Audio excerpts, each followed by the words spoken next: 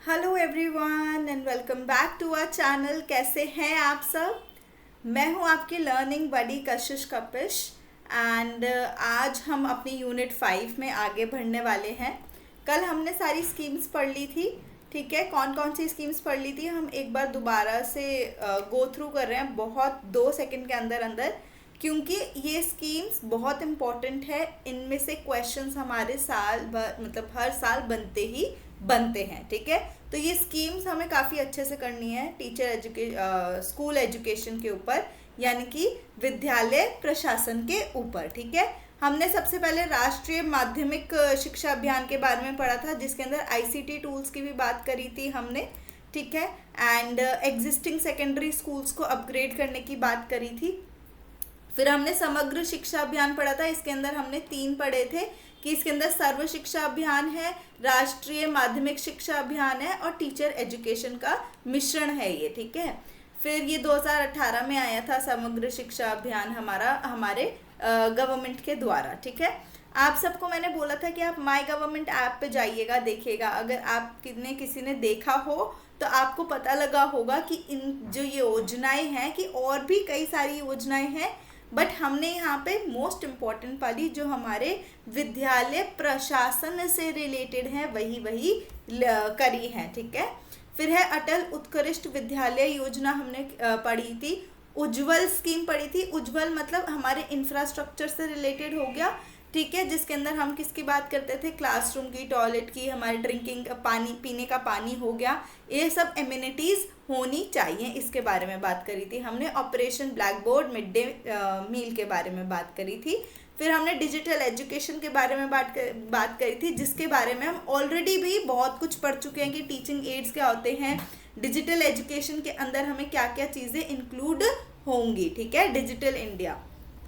फिर आगे scholarship programmes के बारे में बात करी थी, और बहुत सारी, ये नहीं कि बस 1-2 ही स्कॉलरशिप प्रोग्राम्स चल रहे हैं, बहुत सारे स्कॉलरशिप प्रोग्राम्स, यानी कि बहुत सारी छात्रवृत्ति के जो प्रोग्राम है वो चल रहे हैं। नॉट जस्ट एजुकेशन में बट स्पोर्ट्स में, जो हमारे स्पोर्ट्स होते हैं स्टूडेंट्स के, स्विमिंग में भी एक स्पोर्ट है, उसके अंदर भी काफ़ी चलते हैं। फुटबॉल हो गया आपका, ठीक है, क्रिकेट हो गया। तो इवन स्कूल लेवल पे भी कई सारी छात्रवृत्ति स्पोर्ट्स से रिलेटेड, ठीक है, आपकी एजुकेशन से रिलेटेड, हर चीज़ से रिलेटेड चलती है। ठीक है, फिर आगे हमारा विद्या समीक्षा केंद्र और गर्ल शिक्षा एजुकेशन। आज हम पढ़ने वाले हैं कि decision making, planning, controlling, organising, ये सब क्या है, कहाँ, हमारे टीचिंग लर्निंग प्रोसेस में। ठीक है, अगर आपको पता हो, कोई अगर मैनेजमेंट का बंदा हो या कोई कॉमर्स बैकग्राउंड से होगा, तो उन्हें पता होगा कि जो भी मैं ये बोल रही हूँ, प्लानिंग, ऑर्गेनाइजिंग, कंट्रोलिंग, ठीक है, डायरेक्टिंग, ये सब क्या है, ये क्या है ये सब हमारे मैनेजमेंट के काम है। ठीक है, ये सब मैनेजमेंट के काम है। ठीक है, हम इसको बोलते हैं कि ये मैनेजमेंट का एक प्रोसेस है, जिसके थ्रू हमारी मैनेजमेंट यानी कि हमारा प्रशासन चलता है। अब हम मैनेजर्स तो मैम कंपनी में होते हैं बड़ी बड़ी, तो हमें टीचिंग लर्निंग प्रोसेस में उसका क्या रोल आएगा, क्योंकि टीचर्स को भी अपने क्लास को मैनेज करके चलना पड़ता है। They are also great managers. ठीक है, तो हमें उसको भी लेके चलना है, तो हम एक एक करके पढ़ेंगे कि इन सब का क्या मतलब होता है। नेक्स्ट आता है डिसीजन मेकिंग। ठीक है, सो डिसीजन मेकिंग मतलब जो हमारे निर्णय होते हैं। ठीक है, सो जो हमारे निर्णय हमें किसके अंदर, टीचिंग लर्निंग, शिक्षा और सीखने, मतलब शिक्षण और शिक्षा के जो प्रक्रिया है उसके अंदर ये एक बहुत ही कॉम्प्लेक्स यानी कि जटिल और क्रूशल यानी कि महत्वपूर्ण पहलू है एजुकेशन का। ठीक है, क्यों, और इसको मतलब हमें क्या चाहिए, इसको ना बहुत हमें इसके ऊपर सावधानी पूर्वक विचार और मतलब उसका पूरा विश्लेषण, चिंतन करना चाहिए। ठीक है, हमें थॉट प्रोसेस से सोचना चाहिए कि क्या डिसीजन मेकिंग रिक्वायर्ड है, कहाँ पे रिक्वायर्ड है। ठीक है, तो इसका विश्लेषण भी इम्पोर्टेंट है। अब इसके अंदर आता क्या है, ठीक है, कि इसमें आते क्या क्या चीज़ें हैं। सो सबसे पहले आती है इसके अंदर हमारी रणनीतियाँ मतलब हमने पढ़ा था हमारी स्ट्रैटेजीज क्या क्या होने वाली हैं। ठीक है, टीचिंग की हमने यूनिट 3 के आखिरी में पढ़ा था कि कौन कौन सी टीचिंग हमारी स्ट्रैटेजीज हैं, कौन कौन से टीचिंग टैक्टिक्स हैं और कौन कौन से टीचिंग मेथड्स हैं। तो वो कौन से यूज़ होने वाले हैं, कौन से टीचिंग स्ट्रैटेजी हम बनाने वाले हैं, ठीक है, कौन सी इंस्ट्रक्शनल स्ट्रैटेजी यानी कि जो शिक्षण की स्ट्रैटेजी है वो, ठीक है, कौन से संसाधन हम इस्तेमाल करने वाले हैं, ये डिसीजन बनाना है ना हमें इसके बारे में निर्णय लेना, कौन सी स्ट्रैटेजी का निर्णय, ठीक है। दूसरा कि कौन से संसाधन यूज़ करने वाले हैं। अब मैं यहाँ पर पीपीटी यूज़ कर रही हूँ तो ये एक संसाधन है ना आपके लिए, ठीक है। सो कौन कौन से संसाधनों का हम इस्तेमाल कर रहे हैं वो इम्पोर्टेंट है। कैसे मूल्यांकन कर रहे हैं, देखो मूल्यांकन ना दो तरीके से हो सकता है, एक हम बोलते हैं फॉर्मेटिव असेसमेंट, एक बोलते हैं हम समेटिव असेसमेंट। हम इसे पढ़ने वाले हैं, ठीक है। फॉर्मेटिव और समेटिव असेसमेंट भी क्या होता है, मूल्यांकन के बारे में हम पढ़ेंगे। तो ये मूल्यांकन क्या है, कैसे करने वाले हैं, कौन से तरीके का करने वाले हैं, कितने टाइम पे करने वाले हैं मूल्यांकन, ये सब हमें क्या बता रहा है यहाँ पे कि हमारी मतलब टीचिंग लर्निंग में ये सारी चीज़ें के हमें निर्णय लेने हैं। किस लिए लेने हैं हमें निर्णय, कि क्या चीज़ पढ़ानी है, किस स्ट्रैटेजी से पढ़ानी है, कैसे मूल्यांकन करना है, कौन से संसाधनों का इस्तेमाल करना है, क्यों, ताकि जो हमारे छात्र हैं वो अपने जो उनके शैक्षिक उद्देश्य हैं उनको हासिल कर सके, यानी कि लर्निंग आउटकम आ सके और जो हमारे स्टूडेंट्स हैं उनके लर्निंग ऑब्जेक्टिव्स जो हैं वो उसको अचीव कर पाए, ठीक है। इसके अंदर क्या आता है कि भाई इफेक्टिव डिसीजन मेकिंग क्या रिक्वायर करती है, understanding and aligning with the educational goals. ये जो हम डिसीजन ले रहे हैं इन चीज़ों के बारे में, ये किससे अलाइन होनी चाहिए, किससे मिलनी चाहिए, हमारे क्या एजुकेशन, हमारे शिक्षण जो हमारे ऑब्जेक्टिव हैं वो क्या क्या है यहाँ पे, ठीक है। फिर आता है assessing diverse student needs help tailor instruction for individualised learning experience.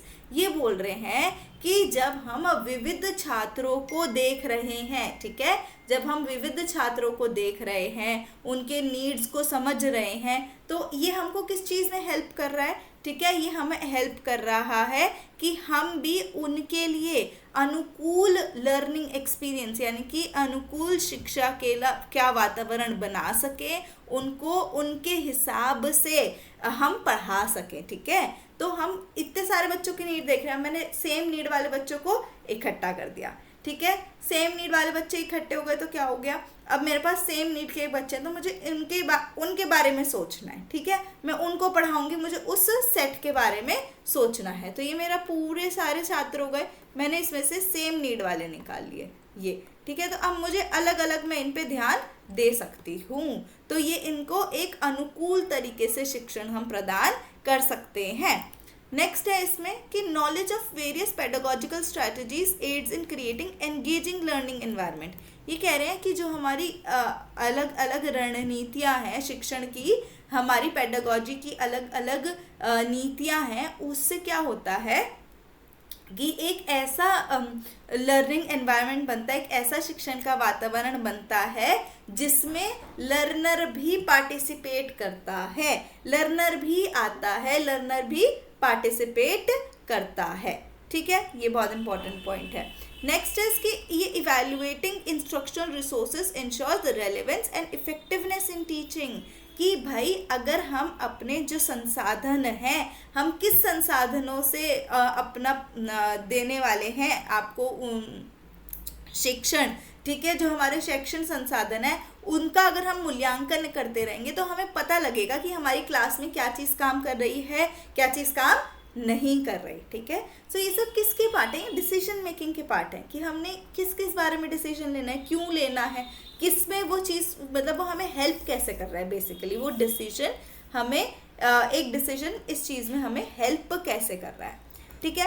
फिर अब ये बोल रहा है कि भाई हमारा जो अपने अगर हमारे करिकुलम जो हमारा पाठ्यक्रम से अगर वो स्टैंडर्ड से मैच हो रहा है, ठीक है, तो क्या हो रहा है यहाँ पे हम इसके अंदर एक तात्पर्यशीलता और संगठन की वो लाते हैं, ठीक है, मतलब एक कोहेरेंस आती है, कंसिस्टेंसी आती है। अब मेरी स्टैंडर्ड से मैच हो रही है, इस स्कूल में भी मैं यही पढ़ा रही हूँ, अगले स्कूल में भी यही चीज़ हो रही है। तो जो हमारे बच्चे हैं वो एक स्टैंडर्ड के हिसाब से, जो उनका करिकुलम है उसके हिसाब से तैयार हो गए हैं। ठीक है, ये एक इम्पॉर्टेंट पॉइंट है। Next is flexibility and adaptability are essential for meeting the dynamic needs of the students. ये कह रहे हैं कि जो हमारे डिसीजन मेकिंग है ना, वो ना एक फ्लेक्सिबल होनी चाहिए, मतलब कि वो चेंज हो सकते हो। ठीक है, ओपन टू चेंज हो वो। ठीक है, और उनमें जो अडेप्टेबिलिटी है, कोई चीज़ नई आई, हमने उसके तरफ से उसको अडेप्ट कर लिया। ठीक है, मतलब हम उसमें उसका ही हमने आकार ले लिया। ठीक है, हमारे अंदर क्या है, अनुकूलता है, हम उसी हिसाब से ढल गए। ठीक है, कोई नई चीज़ आई, हम उस हिसाब से ही ढल गए। तो ये क्या हो रहा है, हमने अडेप्ट कर लिया नए वातावरण को, नए एनवायरनमेंट को। ठीक है, तो ये हमें किस चीज़ में हेल्प करता है, जो हमारे विविध विविध नीड्स हैं हमारे स्टूडेंट्स की। ठीक है, अलग अलग नीड्स हैं, उनको केटर करने में हेल्प करता है ये हमें। फिर ये कहता है कि भाई हम कंटिन्यूअस डेवलपमेंट होता जा रहा है, टीचर को ट्रेनिंग दे रहे हैं, हम उनका डेवलपमेंट कर रहे हैं, उनको डिजिटल के बारे में बता रहे हैं, उनको एड्स के बारे में बता रहे हैं, उनको पेडागोजी के बारे में समझा रहे हैं। तो क्या हो रहा है, उनके जो स्किल्स हैं, वो जो उनके निर्णय लेने के कौशल हैं वो बढ़िया हो रहे हैं, डिसीजन मेकिंग स्किल अच्छे हो रहे हैं। इससे क्या हो रहा है, जो हमारे छात्रों का परिणाम है वो भी बेहतर हो रहा है। तो डिसीजन मेकिंग देख रहे हो कितने इंपॉर्टेंट है, वो कितने सारी चीज़ों को अफेक्ट कर रही है। ठीक है, और बहुत पॉजिटिव वे में भी कर रही है अफेक्ट। ठीक है, अब भाई डिसीजन मेकिंग क्या है कि भाई इसके अंदर हम क्या क्या करते हैं, मैंने आपको बताया कि हम ये बताएंगे कि हमने कौन सी स्ट्रैटेजी यानी कि रणनीति लगानी है, कौन से संसाधन इस्तेमाल करने हैं, कौन सा मूल्यांकन करना है, ताकि जो हमारे एजुकेशनल गोल्स हैं छात्रों के वो अचीव हो सके। ठीक है, अब भाई कि क्या टीचर्स क्या डिसीजंस क्या करते हैं कि हमें क्या कंटेंट पढ़ाना है, कैसे उस कंटेंट को डिलीवर करना है। ठीक है, अब भाई हमने कोई इंस्ट्रक्शनल कैसे उनको सपोर्ट देना है हमारे स्टूडेंट्स को। ठीक है, उनको हम ज़्यादा से ज़्यादा उनके लिए कैसे सहायक प्रूव हो सकते हैं। ठीक है, तो इसके लिए हम क्या करते हैं, तो अपनी डिसीजन मेकिंग को बढ़िया बनाने के लिए टीचर्स क्या करते हैं, डेटा कलेक्ट करते हैं। ठीक है, कैसे डेटा कलेक्ट करते हैं, वो अपने स्टूडेंट्स की ना पहले की नॉलेज देखते हैं, उन्हें ऑलरेडी क्या आता है। ठीक है, वो किस लर्निंग स्टाइल को कह रहे हैं कि ये बढ़िया है, उन्हें ज़्यादा किससे समझ में आ रहा है, उनका इंटरेस्ट कहाँ है, उस हिसाब से अपने डिसीजन लेता है, क्योंकि वो फिर उन्हें नीड्स में डिस्ट्रीब्यूट कर देगा। फिर वो अपने क्लियर गोल्स बनाता है, कैसे कि वो बनाएगा कि भाई ये ऑब्जेक्टिव हैं, ये हमें अचीव करने हैं। अगर मैं अब बताओ, मैं कोई ऐसा गोल बना लूँ कि मैं तो जी आज की आज सारा यूनिट 5 ख़त्म करा दूंगी, क्या ये पॉसिबल है? बिल्कुल पॉसिबल नहीं है। तो ये अनरियलिस्टिक गोल हो गया हमारे लिए। हमें एक ऐसा गोल बनाना है जिसका हम उनसे मतलब एक मानवीय रूप से, ठीक है, हम उसे माप सकें। ठीक है, उतना ही हमें अपने ऑब्जेक्टिव को बनाना है, ताकि हम जो हमारा इंस्ट्रक्शन है यानी कि निर्देश है और जो हमारे स्टूडेंट्स हैं उनको हम मार्गदर्शन कर सकें, उनका मार्गदर्शन कर सकें। फिर है हम हमारे एविडेंस बेस्ड प्रैक्टिसेस यूज़ करते हैं, मतलब कि अपना कैसे डिसीजन बनाएगा जो अपना टीचर है, वो कैसे बनाएगा, जो उसने रिसर्च करी है अपनी टीचिंग स्ट्रैटेजीज पे कि मेरी क्लास में तो जी विजुअल वाली काम करती है, ऑडियो वाली काम, जब मैं ऑडियो विजुअल यूज़ करती हूँ ना तो बच्चे ध्यान नहीं देते, अगर मैं खाली विजुअल वाली यूज़ करती हूँ तो बच्चे ज़्यादा ध्यान देते हैं। तो मैंने क्या किया, ये रिसर्च करी कि कब बच्चे ध्यान दे रहे हैं, कब उनके मार्क्स ज़्यादा आ रहे हैं, तो मैं उसी बेस पे अपने डिसीजन बना रही हूँ। ठीक है, नेक्स्ट है हमारा फीडबैक लेती रहती है, कंटिन्यूअस फीडबैक। ठीक है, कंटिन्यूअस फीडबैक मतलब कि भाई अभी मैंने लिया, ठीक है, प्रतिक्रिया में हमें लेना है, बार बार फीडबैक लेना है। ठीक है, अभी मैंने एक चीज़ पढ़ाई, फिर मैंने फीडबैक ले लिया कि ठीक है आपको समझ में आ गया, मैंने क्वेश्चंस पूछ लिया आपको कि कितना समझ में आ गया। तो ये क्या हो रहा है, मैंने स्टूडेंट से फीडबैक ले लिया, मैंने कोई नई चीज़ ट्राई करी, मैंने उनको पूछ लिया, उनसे फीडबैक लिया कि उनको कितना समझ में आया, या मैं उनसे क्वेश्चनिंग कर सकती हूँ, या मैं उन्हें कोई टेस्ट दे सकती हूँ मूल्यांकन के लिए, ताकि मुझे फीडबैक मिल जाए। Next is reflect. ठीक है। रिफ्लेक्ट मतलब उस अपना चिंतन करना है, हमें किसके ऊपर चिंतन करना है, जो हमने अपनी टीचिंग प्रैक्टिसेस फॉलो कर रहे हैं, कौन से नीति फॉलो कर रहे हैं हम अपनी क्लास में, और उससे क्या अपना स्टूडेंट का आउटकम आ रहा है, ठीक है, क्या वो सीख रहे हैं, क्या परिणाम आ रहा है उसका, ताकि फिर अगर कुछ उसमें चेंज करना है तो वो कंटिन्यूअसली उसे चेंज करता रहे। इसमें ना ये कंटिन्यूअस प्रोसेस को ना हम एक चीज़ कहते हैं, उसको हम कहते हैं काइजन, ठीक है, काइजन। ये कॉस्टिंग में इस्तेमाल होता है ये शब्द। अच्छा, आपको दिख नहीं रहा होगा, ये मैं यहाँ लिख देती हूँ, आई होप आप दिख रहा होगा आपको, ठीक है। ये शब्द है काइजन, ठीक है। ये काइजन शब्द किससे आया है, कंटिन्यूअस इम्प्रूवमेंट से आया है ये काइजन शब्द, ठीक है। तो जब भी हम कंटिन्यूअस इम्प्रूवमेंट, मतलब कि अगर मैंने पढ़ाया उन्हें, ठीक है, मैंने डेटा कलेक्ट किया, ये सब किया, उनको पढ़ाया, फीडबैक लिया, चेंज किया, फिर से मैंने वही प्लान किया, ऑर्गेनाइज किया, दोबारा से वही प्रोसेस। तो ये मैं कंटिन्यूअसली अपने आप को इम्प्रूवमेंट की और अपने जो हमारे स्टूडेंट्स हैं उसकी तरफ, स्टूडेंट के आउटकम, जो हमारा लर्निंग का परिणाम है, बेहतरी की तरफ अपने आप को काम कर रही हूँ, ठीक है। आ जाता है ये शब्द, काफ़ी बार आया है काइजन के नाम से ना, तो ये इम्पोर्टेंट है, याद रखिएगा। पता नहीं क्या हो रहा है आज, ठीक है, पता नहीं ब्लैक लाइन कहाँ से आई, ठीक है। तो अब नेक्स्ट चलते हैं हम हमारे प्लानिंग के ऊपर। डिसीजन मेकिंग हमने समझ लिया, अब हमने डिसीजन मेकिंग में पढ़ना है प्लानिंग, ठीक है। सबसे पहला है प्लानिंग, क्या है टीचिंग लर्निंग प्रोसेस में।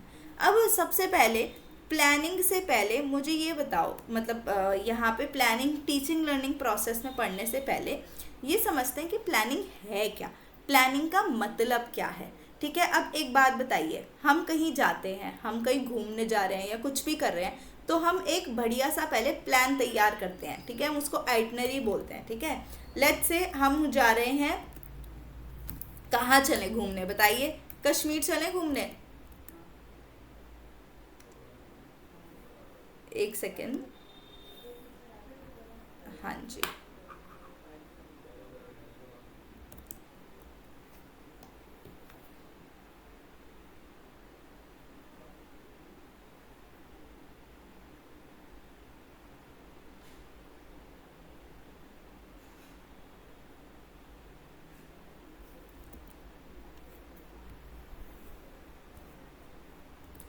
ठीक है।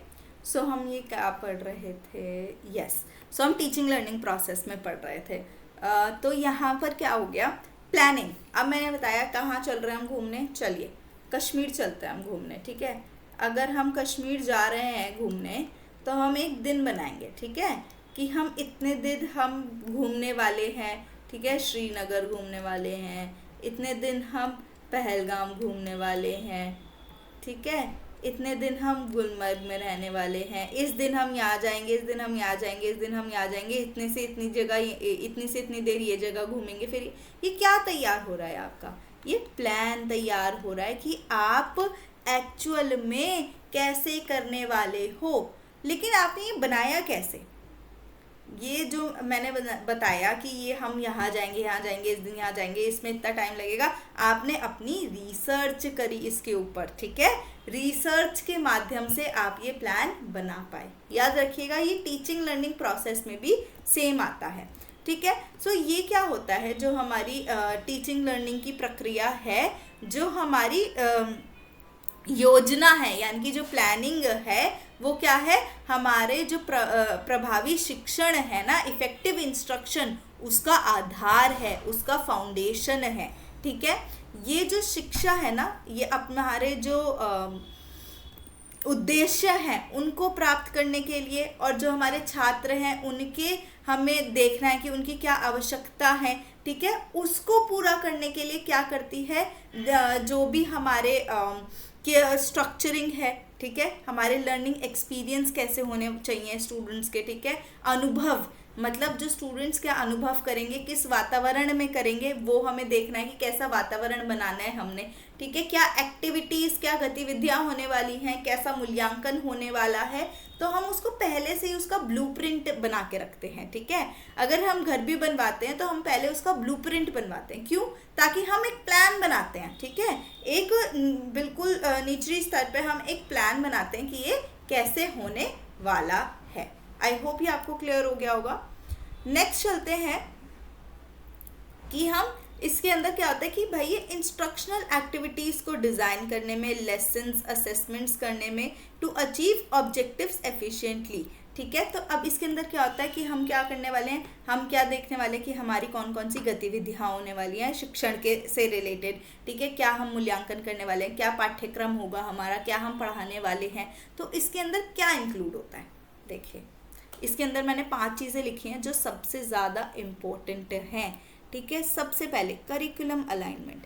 जो हम अपना शिक्षण का प्लान बना रहे हैं ना, वो हमारे करिकुलम जो स्टैंडर्ड है उनसे मैच होना चाहिए। ठीक है, जो हमारा पाठ्यक्रम से हम उसे अलाइन करेंगे, उससे मिलाएंगे। ठीक है, ये हमारा पाठ्यक्रम है तो हम इससे अपना प्लान को मिलाएंगे। ठीक है, हम ये सुनिश्चित करेंगे कि जो हमारी योजनाएं हैं, शिक्षण की योजनाएं हैं, वो हमारे जो पाठ्यक्रम है उससे, जो हमारे पाठ्यक्रम के स्टैंडर्ड है उससे अलाइन रहे, उससे मिली रहे, ताकि जो हमारे शिक्षण के उद्देश्य हैं हम उसे अचीव कर सके। ठीक है, नेक्स्ट आता है सीक्वेंसिंग। सीक्वेंसिंग मतलब कि हम एक लॉजिकल सीक्वेंस में लगाते हैं। ठीक है, क्रमबद्धता।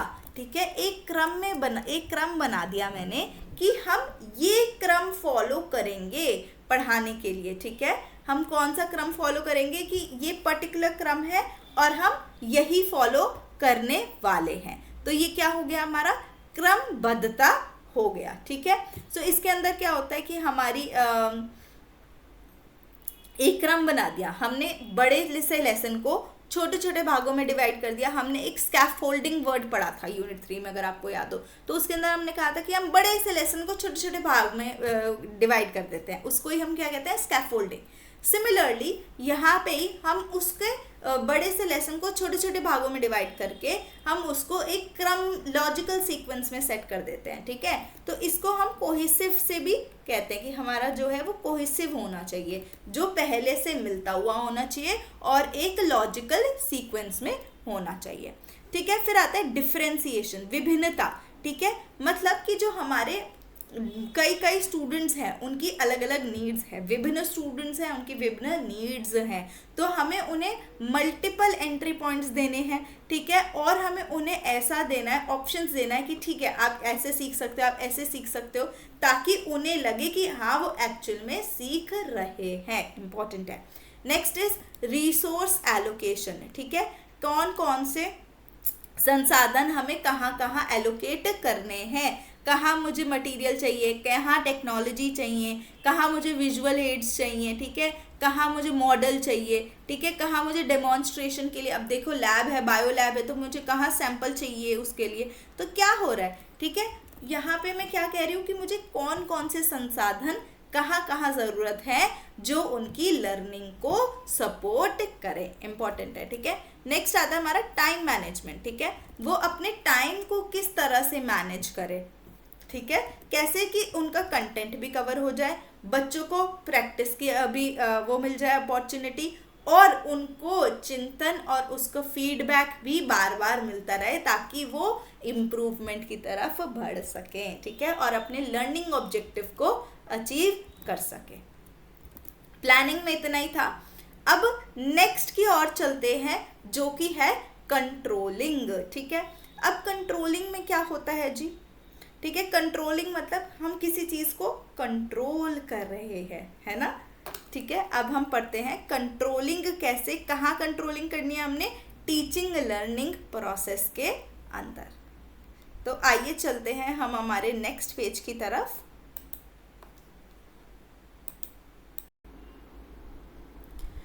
सो कंट्रोलिंग इन हमारा टीचिंग लर्निंग प्रोसेस क्या होता है। सो कंट्रोलिंग टीचिंग लर्निंग के कॉन्टेक्स्ट में जब हम कोई चीज़ को मॉनिटर कर रहे हैं, मॉनिटर मतलब उसके अंदर हम देख रहे हैं क्या चीज़ कैसे हो रही है। ठीक है, फॉर एग्जांपल टीचर पढ़ा रहा है तो किस मेथड से पढ़ा रहा है और वो मेथड कितना काम कर रहा है ये हम देख रहे हैं, ठीक है। उसको मॉनिटर कर रहे हैं, उसको रेगुलेट कर रहे हैं, मतलब उसको नियंत्रण में रख रहे हैं। किस चीज़ के एस्पेक्ट को, जो हमारे वातावरण को बनाने में हेल्प करेगा और ये इंश्योर करेगा जो हमारे लर्निंग के ऑब्जेक्टिव्स हैं, जो बेसिकली हमारा लर्निंग का ऑब्जेक्टिव क्या है, जो हमारा लर्निंग आउटकम है स्टूडेंट्स का, वो सही होना चाहिए, ठीक है। सो जो लर्निंग आउटकम हम चाहते हैं वही आ रहा है उस वातावरण से कि नहीं आ रहा, तो हम उस वातावरण को कंट्रोल करते हैं, ठीक है। जो हमारी क्या होता है, कैसे कैसे करते हैं, हम स्टूडेंट की प्रोग्रेस को देखेंगे, ठीक है। क्लासरूम में बिहेवियर देखेंगे, सिर्फ स्टूडेंट्स का ही नहीं, हमारे शिक्षकों का भी, हमारे टीचर्स का भी देखेंगे हम कि क्या उनका बिहेवियर है एंड उस बिहेवियर के लिए क्या रिएक्शन आ रहा है। हमने, अगर आपको याद हो तो हमने इससे रिलेटेड एक पढ़ा था, बिहेवियर मॉडिफिकेशन मॉडल, ठीक है। हमने बिहेवियर मॉडिफिकेशन मॉडल पढ़ा था जिसके अंदर मैंने आपको रीइंफोर्समेंट मॉडल बताए थे, ठीक है। पॉजिटिव रीइंफोर्समेंट, नेगेटिव रीइंफोर्समेंट, ठीक है। तो वो कैसे काम कर रहा है, अगर जो हमारा शिक्षक है वो बच्चों को पॉजिटिव रीइंफोर्समेंट दे रहा है तो बच्चे उस पर कैसे रिएक्ट कर रहे हैं, या जो हमारा शिक्षक है वो बच्चों के बिहेवियर को मॉडिफाई करने के लिए नेगेटिव रीइंफोर्समेंट का इस्तेमाल कर रहा है, तो उसका क्या इफेक्ट आ रहा है हमारे शिक्षण के ऊपर, ठीक है। सो इसमें होता है कि क्या हमारे मेथड यूज हो रहे हैं, ठीक है, और कौन से अदर फैक्टर्स हैं जो एक हमारा जो लर्निंग का वातावरण है कैसा उपयुक्त बनाना है हमें उसे, यानी कि कंड्यूसिव।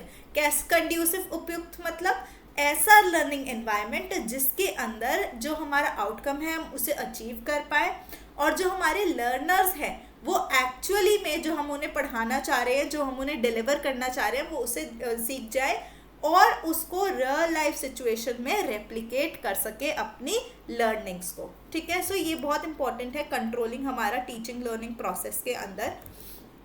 तो इसके अंदर कंट्रोलिंग क्या करता है, ये मैनेज करता है और एडजस्ट करता है एलिमेंट्स को, ठीक है।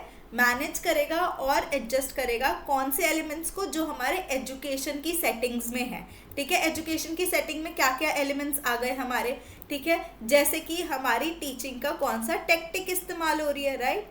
हमने देखे थे कि हमारे कई सारे टेक्टिक्स हमने पढ़े हैं यूनिट 3 के एंड में।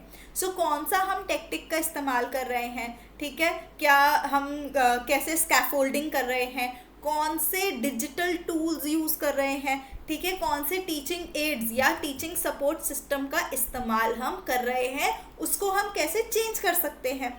तीसरा, एजुकेशनल सेटिंग के एनवायरनमेंट में क्या आ जाएगा, हमारा इंफ्रास्ट्रक्चर, ठीक है। आपने स्कीम्स में पढ़ा, स्कूल जो हमने अभी स्कूल्स की स्कीम्स पढ़ी थी, हमने उसमें पढ़ा कि इंफ्रास्ट्रक्चर भी के ऊपर इतना काम क्यों कर रही है सरकार। इंफ्रास्ट्रक्चर स्कूल का ये इंश्योर करेगा कि जो हमारे स्टूडेंट्स हैं वो हमारे पास स्कूल में आए और वो पढ़ें, ठीक है। सो ये एक बहुत इम्पॉर्टेंट एस्पेक्ट है। नेक्स्ट अब चलते हैं हम इसके कि इसके अंदर क्या क्या आता है, क्या क्या इंक्लूड करता है, ठीक है। तो इसके अंदर मैंने जैसा कि बताया, कंट्रोलिंग का मतलब क्या है, हम देख रहे हैं हमारे स्टूडेंट्स को, ठीक है। हमारे स्टूडेंट्स कितनी प्रोग्रेस कर पा रहे हैं, ठीक है। क्या हमारे क्लासरूम के डायनेमिक चल रहे हैं, हमारे क्लासरूम के वातावरण के अंदर क्या एडजस्टमेंट कर रहे हैं, ताकि जो हमारा डिसिप्लिन है वो मेंटेन रहे और जो हमारा लर्निंग आउटकम है और वो जो हमारा ऑब्जेक्टिव है उन्हें पढ़ाने का, वो अचीव हो पाए, हमारा उद्देश्य अचीव हो पाए, ठीक है। अब हमारे आते हैं कि इसके अंदर क्या क्या आता है।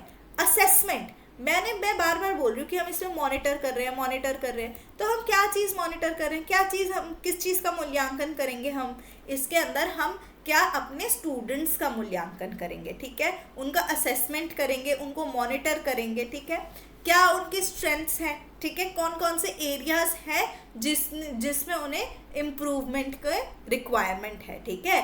तो पहले तो हमें पता लग गया कि फॉर एग्जांपल कि किसी बच्चे का हमने मूल्यांकन किया, और इसमें देखो मूल्यांकन ये नहीं कि हम एक बेस पे कर रहे हैं, एक टेस्ट दे दो और आपका ये मूल्यांकन हो गया, ठीक है, कि आप किसमें अच्छे हैं, नहीं, ठीक है। वो ओवरऑल 360 डिग्री, जिसको हमने क्या बोल रहे हैं, हम हॉलिस्टिक बोल रहे हैं, ठीक है।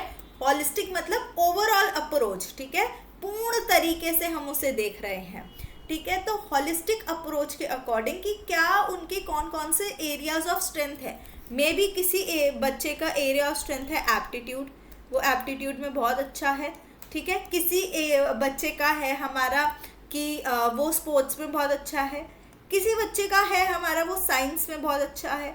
तो हम उनके फील्ड्स ऑफ एरिया भी देख रहे हैं कि किस एरिया में वो अच्छा कर रहे हैं, क्या उनकी स्ट्रेंथ है। मे बी किसी बच्चे की स्ट्रेंथ है टेक्नोलॉजी, ठीक है, तो हम उसको उसी फील्ड में आगे परस्यू करने के लिए बोलेंगे, उनको उसी फील्ड में परस्यू कराने के लिए हम हेल्प करेंगे, ठीक है। वही कंट्रोलिंग का रोल भी है, ठीक है, हम असेस कर रहे हैं बेसिकली।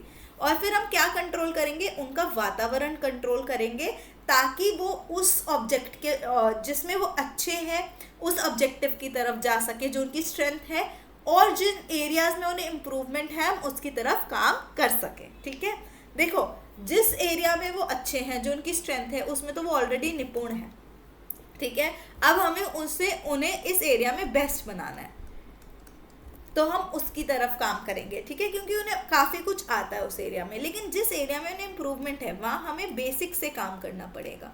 तो ये हमें अपनी स्ट्रैटेजी कंट्रोलिंग हमारा, देखो ये ऐसा नहीं है कि प्लानिंग के बाद ही कंट्रोलिंग आएगा, ज़रूरी नहीं है, ठीक है। These both goes hand in hand, ठीक है, ये आप याद रखिएगा।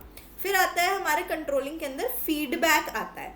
सो फीडबैक देंगे हम स्टूडेंट्स को, ठीक है, कंस्ट्रक्टिव फीडबैक। कंस्ट्रक्टिव फीडबैक मैं आपको बहुत बार पहले भी बता चुकी हूँ, कैसा एक सैंडविच फीडबैक बना के देते हैं हम उन्हें, ठीक है, जिसके अंदर हम उनके पॉजिटिव एरियाज बोलेंगे, यानी कि एरियाज ऑफ स्ट्रेंथ बताएंगे उन्हें, ठीक है। फिर हम उन्हें बोलेंगे कि अब कहाँ उन्हें इम्प्रूवमेंट की ज़रूरत है, ठीक है, एंड देन एंड में बोल देंगे कि वो कैसे कर सकते हैं उस एरियाज को improve, and then again positive की बात करेंगे उनकी, ठीक है। तो ये हमने जो इनके एरियाज ऑफ वीकनेस थे या एरियाज ऑफ इम्प्रूवमेंट थे वो हमने सैंडविच बना दिए किसके, पॉजिटिव एरियाज के बीच में, ताकि उन्हें भी मोटिवेशन मिले कि हम इस एरिया में अच्छे हैं और हमें और अच्छा होना है, और जहाँ उन्हें इम्प्रूवमेंट की है तो वो उस फीडबैक को पॉजिटिवली लें जो हमारे बच्चे हैं। नहीं तो अगर आप अपने छात्रों को एकदम से नेगेटिव बोल देंगे तो वो उनकी मेंटल जो है उस पर भी इफेक्ट देगा, राइट। सो हम ऑलवेज ऐसा फीडबैक देना चाहेंगे जिससे जो स्टूडेंट है वो उस फीडबैक को पॉजिटिवली ले पाए। नेक्स्ट आता है एडजस्टमेंट्स। हम अपने जो हमने असेसमेंट किया उसके डेटा के बेस पे जो हमने फीडबैक दिया हम एडजस्टमेंट करेंगे, ठीक है। कैसे एडजस्टमेंट, अब देखिए मैंने प्लान बनाया था कि मैं तो ना विजुअल एड्स का इस्तेमाल करूँगी, लेट्स से चार्ट्स का, ठीक है, बट बच्चों को मैंने देखा, मूल्यांकन किया उनका, हमने देखा कि उन्हें चार्ट से इतना समझ में नहीं आ रहा है। सो इन दैट केस हम क्या करेंगे, इन दैट केस अब मैं अपना मेथड को बदलूंगी, ठीक है। अब मैं आपके लिए लाऊंगी पीपीटी या मैं कोई आपके लिए वीडियो लेके आऊँगी, ठीक है। तो मैं अपने एड्स को भी बदल रही हूँ, किस बेसिस पे कि आप उसको कैसे रिस्पॉन्ड कर रहे हैं। प्लानिंग तो मैंने कर ली, अब मैं दोबारा से प्लान कर रही हूँ ना, तो मैं वही कह रही हूँ कि प्लानिंग और जो कंट्रोलिंग है वो हैंड इन हैंड चलता है, क्योंकि हम कंपैरिजन कर रहे हैं फिर उसे चेंज कर रहे हैं। और मैं पहले भी बता चुकी हूँ अभी आज ही कि जो हमारा टीचिंग लर्निंग प्रोसेस है ना, ये कैसे चलता है हमारा, ये कंटिन्यूअस इम्प्रूवमेंट पे चलता है, ठीक है। तो कंटिन्यूअस इम्प्रूवमेंट यानी कि हमने प्लान किया, हमने उसे इम्प्लीमेंट किया, हमने मूल्यांकन किया, उसका फीडबैक दिया, और फिर जो भी हमारे को एडजस्टमेंट करने हैं वो एडजस्टमेंट करके दोबारा से इम्प्रूव करके हम उसे क्लास में इम्प्लीमेंट कर दिया, ठीक है। तो ये एक हमारा साइक्लिक प्रोसेस है जो चलता रहता है। नेक्स्ट इज हमारा एंगेजमेंट। हमें अपने स्टूडेंट्स का एक्टिव पार्टिसिपेशन चाहिए, ठीक है, कि वो ज़्यादा से ज़्यादा मतलब सक्रिय भागीदारी चाहिए हमें अपने छात्रों की अपनी क्लास के अंदर, ठीक है। उन्हें प्रोत्साहित करना है, ठीक है, किसकी तरफ प्रोत्साहित करना है, शिक्षा की तरफ, ताकि जो हमारा इफेक्टिवनेस है शिक्षा की वो बढ़ सके, हमारी शिक्षा की प्रभाविता को बढ़ावा दे सके हम, ठीक है। फिर नेक्स्ट आता है हमारा अनुशासन। ठीक है। अनुशासन भी हमें क्रिएट करना है, डिसिप्लिन, ठीक है। जो हमारा इन्वायरमेंट है ना, लर्निंग एनवायरनमेंट, वो कब तक हमें कैसा बना के रखना है, एक डिसिप्लिन मेंटेन करके रखना है। अगर हमारे उसमें केओस होगा हमारे लर्निंग एनवायरनमेंट में, तो कोई फायदा नहीं, हम अपने ऑब्जेक्टिव तक नहीं पहुंच पाएंगे, ठीक है। सो अगर हमें अपने ऑब्जेक्टिव तक पहुंचना है तो हमें क्या मेंटेन करना है, डिसिप्लिन मेंटेन करना है। इम्पॉर्टेंट है डिसिप्लिन मेंटेन करना भी, ठीक है। ये देखिएगा। अब नेक्स्ट चलते हैं हम ऑर्गेनाइजिंग की तरफ, ठीक है। Organising in teaching learning process. Organising teaching learning process में ऐसा अरेंजमेंट है और ऐसे स्ट्रक्चरिंग है वेरियस कंपोनेंट्स की जो हमारी टीचिंग लर्निंग को फैसिलिटेट करते हैं, ठीक है।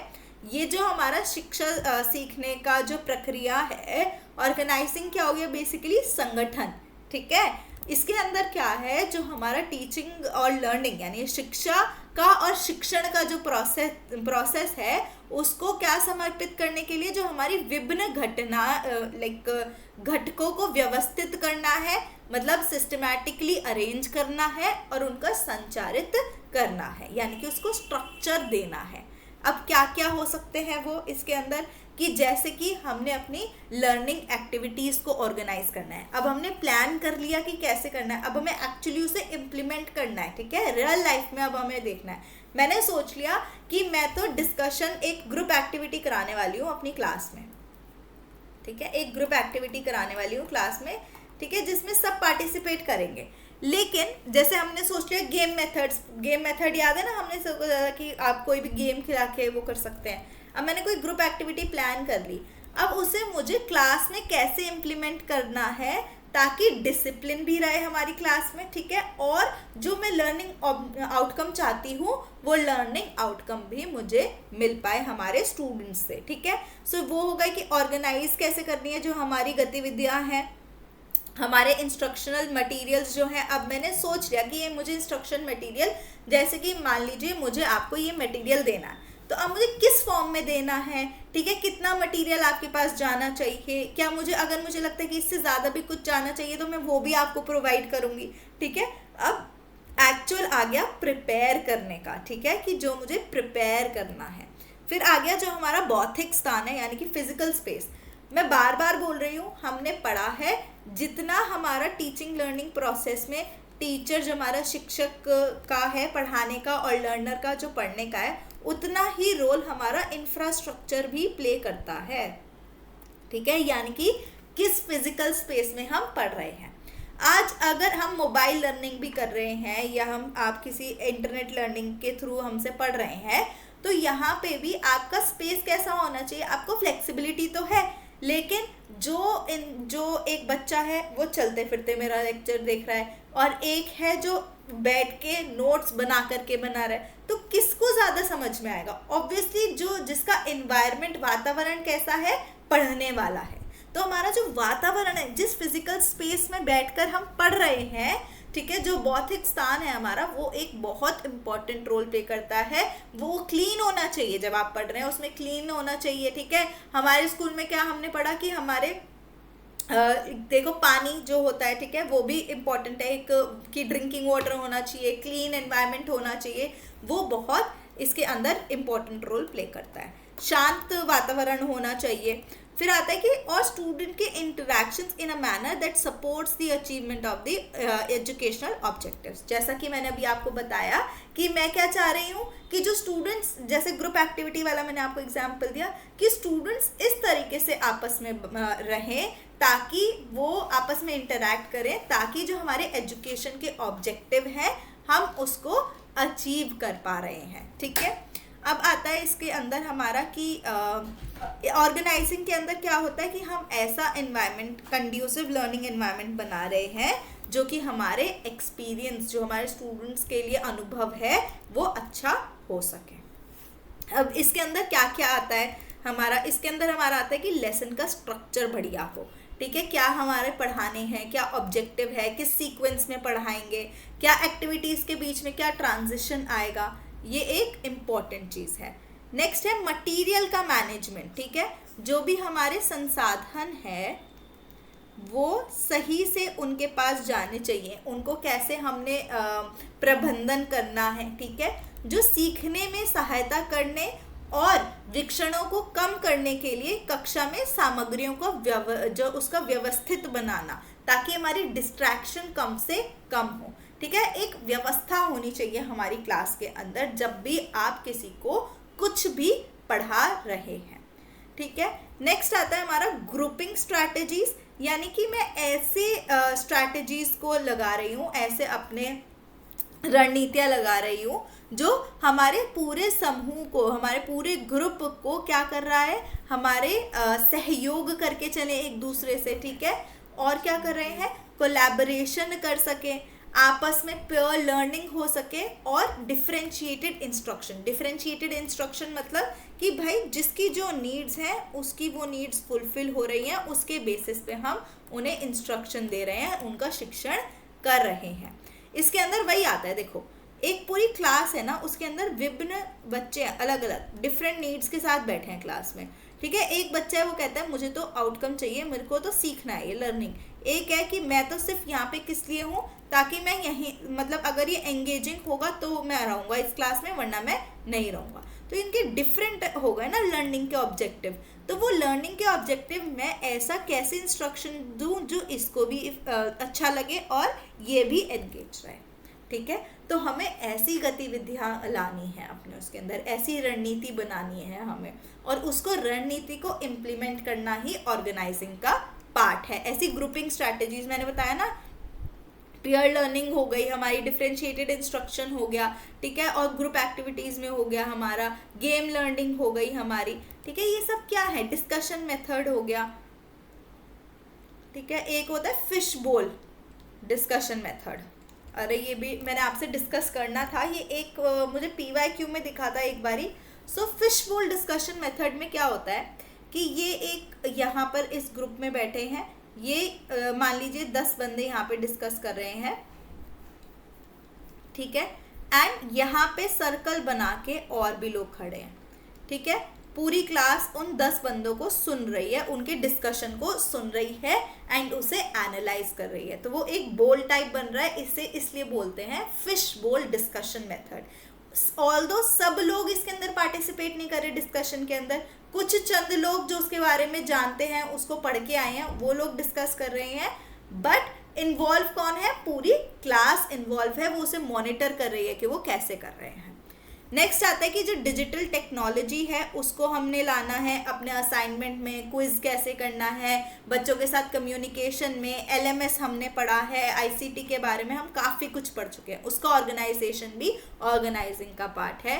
And most important time management, ठीक है। अगर टाइम नहीं मैनेज किया तो क्या हमारा कोर्स कंप्लीट हो पाएगा, नहीं हो पाएगा, ठीक है। सो हमें टाइम मैनेज कैसे करना है ताकि बच्चे सीख भी जाएं, कोर्स भी कंप्लीट हो जाए, ऐसी एक्टिविटीज़ भी हो हमारी क्लास में, डिजिटल ऑर्गेनाइजेशन भी हो, एंड बच्चों को अपनी इंडिपेंडेंट प्रैक्टिस का भी मौका मिले।